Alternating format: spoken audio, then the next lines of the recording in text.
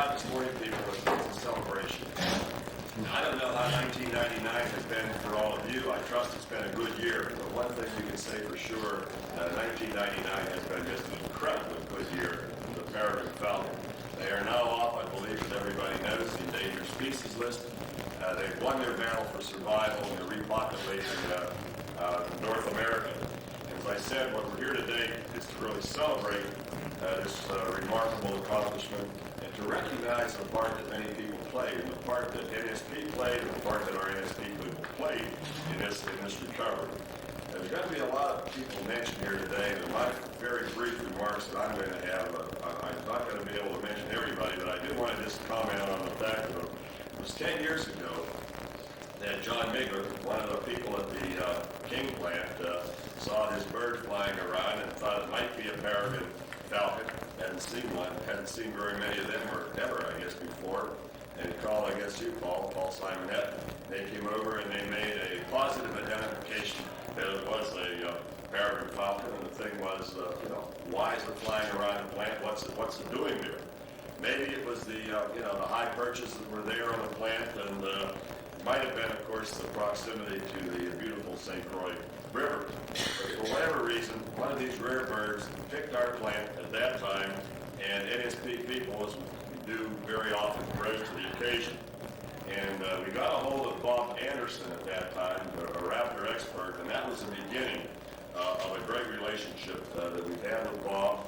And we came in there and we placed a box. The box was placed, as many of you know, 400 feet up on the stack. And it was the first time that we know that a utility stack was used for such a purpose. And from that very initial curiosity, the idea blossomed and people saw a chance to really do something worthwhile and help these wonderful birds. And more boxes went up. As a matter of fact, they went up to 8 NSP plants, and male and female falcons took up residence there.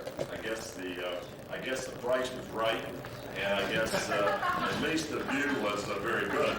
And before long, a lot of these young falcons were hatching.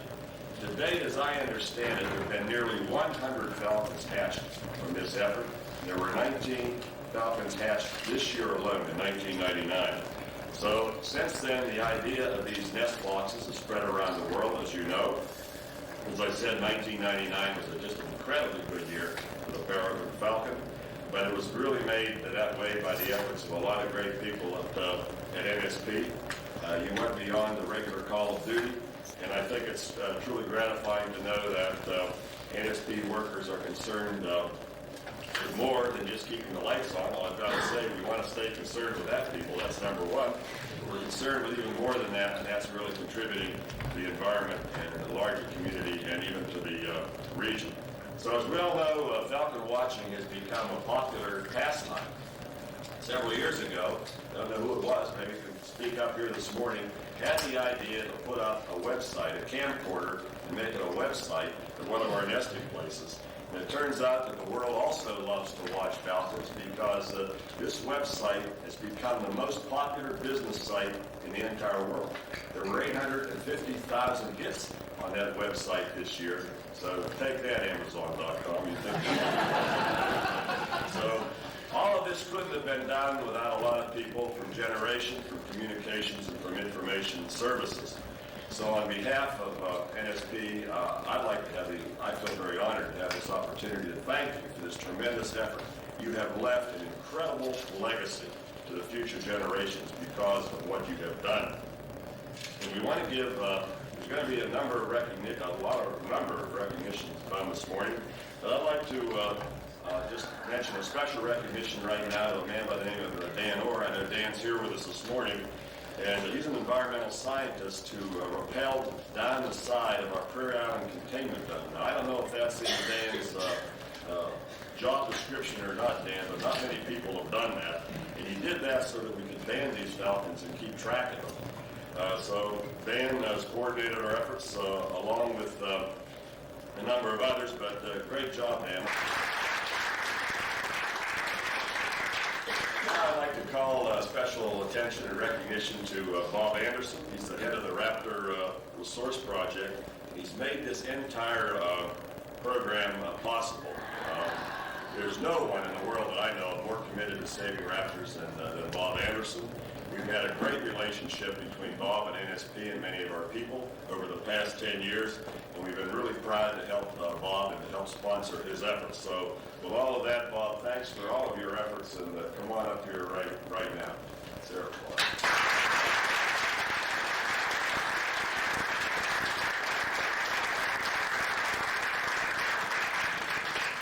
Welcome, everybody, and I can't tell you how happy I am to see everybody here, and thank you for joining this great program. A little bit about it. The Peregrine Falcon is the fastest animal on the planet. It's been revered by man throughout its history, and in the 1940s it disappeared. It was the peregrine that signaled to us the problems with chemicals in our environment. This bird is so popular amongst people that even our English language is intertwined with the peregrine falcon. The word booze is slang from when the peregrine is to drink bowels. Hoodwink is when she blinks her eyes. Even caddy is slang from the terms of when the cadge boys that carried the falcons during the Elizabethan times. So this bird, perhaps more than any other bird, has witnessed the struggle of mankind. And it never was a rare bird.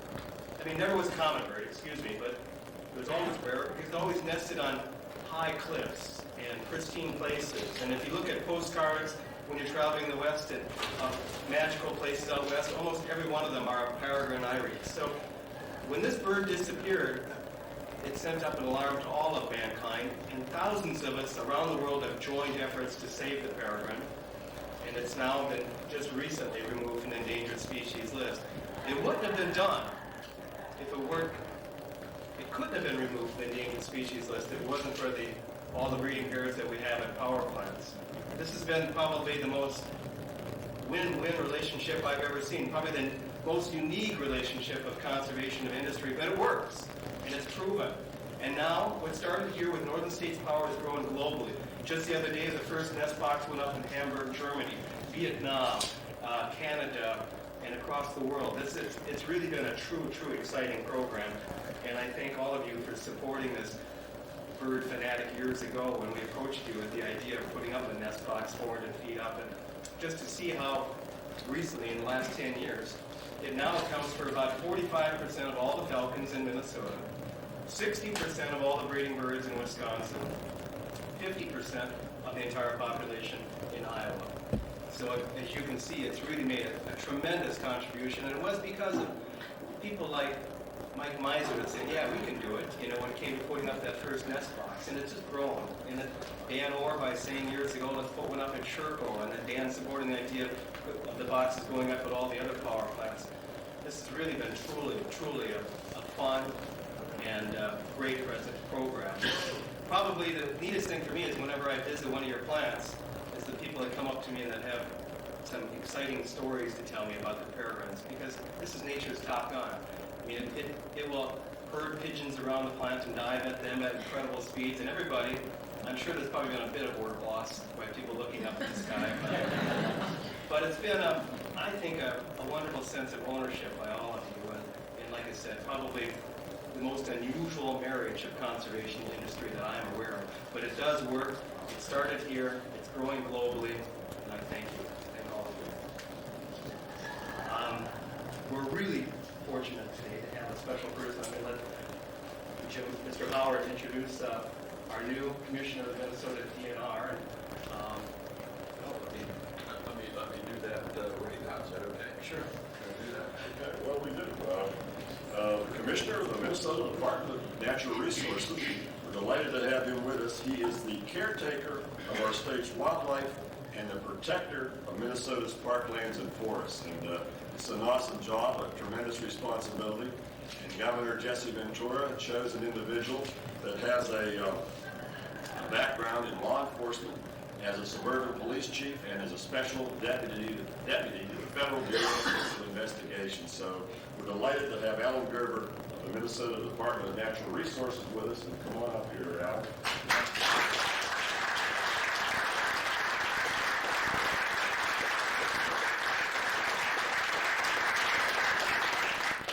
On behalf of DNR, I really am happy to be here. This job is a very, sometimes a hectic job. We have to do, sometimes we're in conflict with people and with organizations, but when they like this are just such a happy time to come to.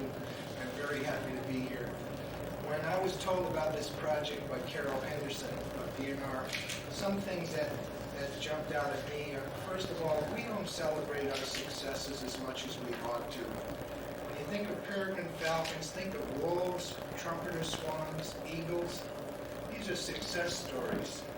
These are cases where valuable parts of our nature, of our natural resources, we were actually able to bring them back. I think that's something that we should all be very happy about. The other thing that occurs to me about this is what a wonderful partnership between Bob and NSP and DNR. Isn't that the way we're supposed to do business? And there are a lot of these partnerships going on, and people don't know about it, but this is something that all of you, we should be very proud of. And the other thing that occurred to me was, think about this. Isn't nature wonderful? Who would have thought that these birds would find something that man made to help bring them back? Who would have thought ever, no matter how much research you did, no matter how involved you were with these birds, who would have ever thought they would have chosen smokestacks, NSP smokestacks, and how smart nature is. You don't have to worry about the great horned owl. You don't have to worry about drowning. You don't have to worry about flying into windows. To me, that just tells me how awesome human nature really is. And so, a wonderful day. Very happy to be here. Thank you for inviting me and sharing this happy day with you. Thanks.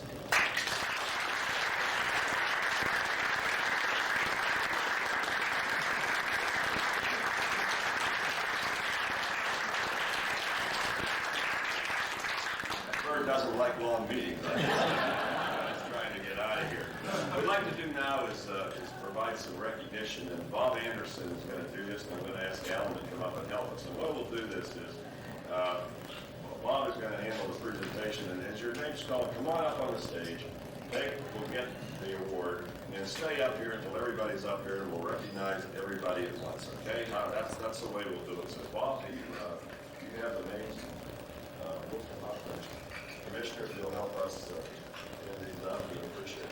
Why don't we do it right here? Okay. Good. Well, we're going alphabetical order. Scott Anto. Scott, one thing, at Scott's plant, the falcons are just visiting the nest box, but we're hoping that this next spring we'll actually have a breeding pair at this plant. And Scott's climbed the stack several times with us over the years. Thank you. Jim Brandt. Jim. Sherco guy there. Yeah. The Sherco plant was the second power plant to actually have a pair of breeding Let me just falcons. say, so it says in recognition, NSP Peregrine Falcon Restoration, 1989, 1999, and then, of course, name Jim Brandt, Northern States Power Company. Thanks very much.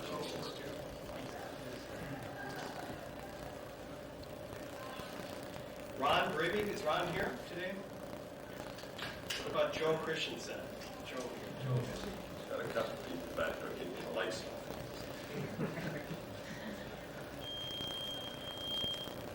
Terry Coffs. Terry's been very supportive of letting some of his employees help us out with this project over the years. I know it seems kind of strange, but Thanks a lot. and Bill Fisher, did Bill make it today? Pam Brega.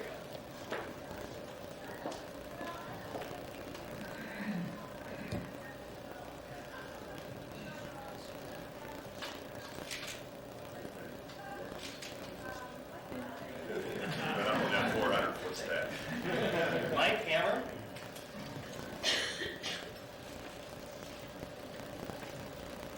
And Dave Everett.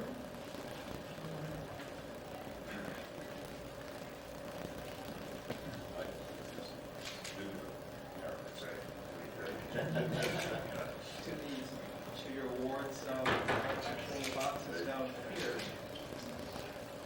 Mike Hernandez, and Jim Hill. These are for the urban Falcon. Not the St. Paul. Jim, by the way, when we first, the nest box at Prairie Island is actually the first breeding pair to nest down on a nuclear containment dome. And Jim's always been supportive of this work. And years ago, he swam across Lake Pepin for the project to raise funds. So he's been very supportive of this effort. Gary Hudson, Chuck Husky.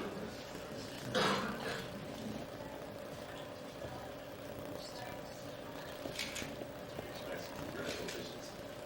Very good work. Steve Levisonaire and Mark Lindy.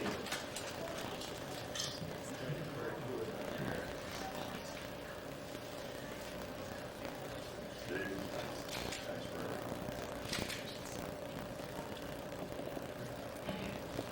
I know Al Lohman is here. Al's been following this cause since its onset too in 1989. It's taken quite a few interesting things and some wonderful photographs. John Migler could not make it, so I'm hoping Mike, would you come up? Maybe Mike could bring John his award. John Migler, as Mr. Howard mentioned, was the person that first spotted the Falcon and contacted Paul. It was really Mike's can-do attitude and Tom Thompson's support of people like Mike that actually got this whole program started. Ken Mueller, Dan Orr. Ken's been our eyes and ears at the Prairie, and Ken recently has been supporting the project by joining the board, and Dan's been helping work for many years on helping other power companies and electric utilities across the world join this effort.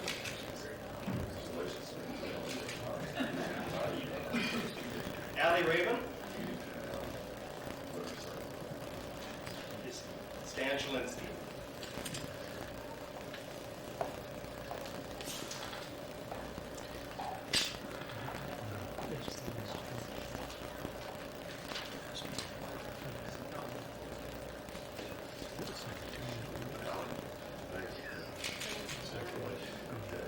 Thanks to everybody. It's a great project. It's been fun being a part of it. A lot of fun.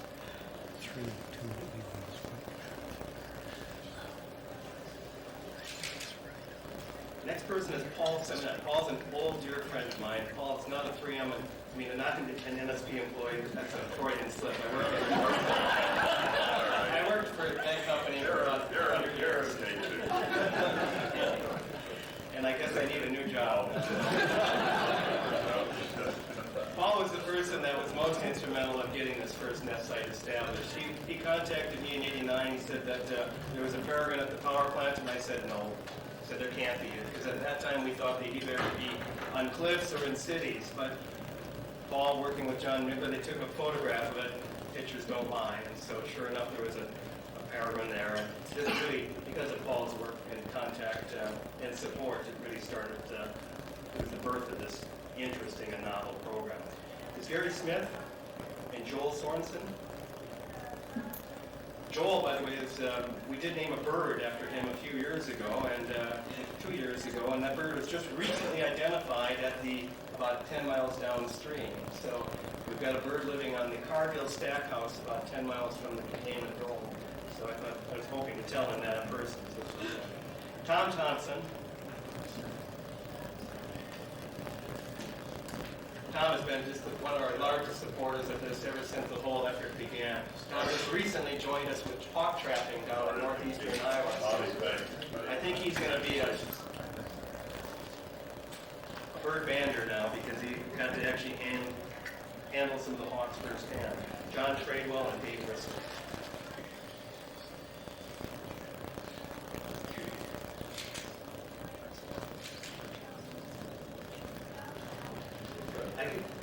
Now we have one final award. Because of all the support that Mr. Howard's been providing to the project, to this whole effort, and supporting it by letting all of you play with birds, we'd like to present this painting of a bird called Princess Point, which is really the goal of all of us to get falcons back in a historical place on cliffs. So this is a painting that was done by a dear friend of mine that signifies my life's work, and that is to get the peregrines back on the rocks in the Mississippi. Bob, thank you. This will hang in a place of honor in our lobby here so that everybody can see it. recognize it, for just the great accomplishment of all these people. That is just sensational. Thank you. Thank you very, very much.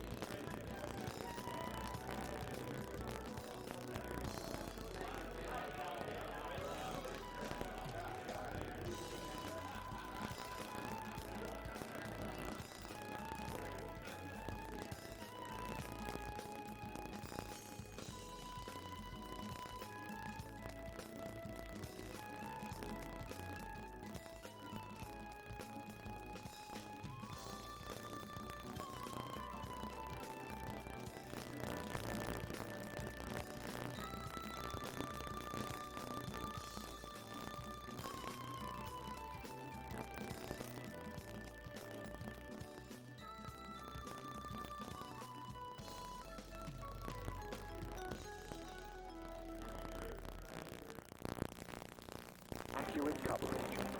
This is WCCO 4 News, the hometown team. Peregrine Falcon is making a comeback thanks in part to an unusual group of local folks. Today, the DNR honored 24 NSP workers for their restoration efforts. The workers placed and maintained nest boxes on 8 NSP towers. About 100 falcons have hatched as a result. The bird was taken off the endangered species list back in August. You can see they have some cameras up there so they can watch the development of these things. They're beautiful. Fastest animal on Earth, I think. I think Really? the fastest animal on Earth. Thanks for joining us tonight. Hope to see you back here. Live from KSTP TV, this is Channel 5 Eyewitness News at 6.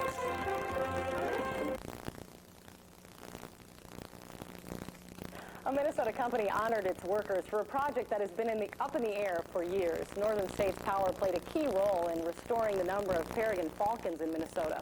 NSP workers came up with the idea in 1989 to put a nest box on the smokestack of the power plant in Stillwater. The idea worked. NSP even put a camera on the nest box to watch those baby falcons grow, and you could find the picture on the internet. The pesticide DDT had almost killed all of the peregrines. Now the United States has taken the falcons off the endangered species list. Beautiful video. Very cool. Yeah. Some will celebrate.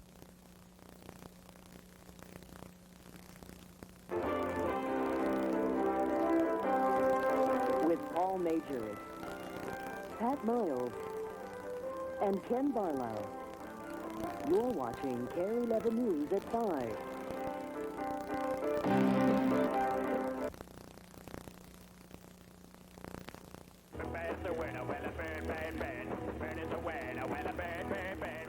The pesticide DDT almost ensured their extinction, but then along came some creative Minnesota thinkers and a power company to help rescue the peregrine falcon. Now the NSP plant workers turned conservationists are getting recognition for their good deeds. Here's Chair 11 Ken Speak with the heartwarming story. Keep your eye on her. They've gotten used to it. Peregrine falcons, the fastest animals on Earth, are fiercely protective. I'll keep her off of you. You grab her. The guy doing the grabbing and getting hit is Dan Orr, Northern States Power Company biologist. He and his colleagues started putting nest boxes on power company smokestacks 10 years ago. And every year, falcons like made their nest and raise a family. And Dan Orr and falcon expert Bob Anderson and colleagues band them and examine them. This is the last one, and this is the little male. Since 1989, they've seen peregrine falcons raise nearly 800 chicks on 8 of their smokestacks. And Bob Anderson's idea of using smokestack nest platforms has spread worldwide. Just the other day, the first nest box went up in Hamburg, Germany, Vietnam, Canada, and across the world. Bob Anderson was part of an award ceremony. 30 NSP employees received appreciation awards from the company for their 10 years of interest and conservation. And their work, while it may have become part of their routine, amazes their boss. What an incredible legacy, where a group of people can take a bird, as Bob Anderson said, that was virtually disappeared in 1940, and now it's off the endangered species list. I mean, that is an incredible victory. Jim Howard is aware that plenty of other organizations have participated in reintroducing peregrine falcons, but he's also aware that of 52 peregrine falcon chicks hatched in Minnesota this year, 19 hatched in nests on NSP smokestacks. Ken Speak, KARE 11 News, Minneapolis. DNR Commissioner Alan Garber was among those to congratulate the 30 NSP award winners. He said the idea that peregrine falcons choose to make nests on smokestacks is mind-boggling, but he adds the cooperation between DNR, industry, and individuals demonstrated by the NSP project is the way it ought to be.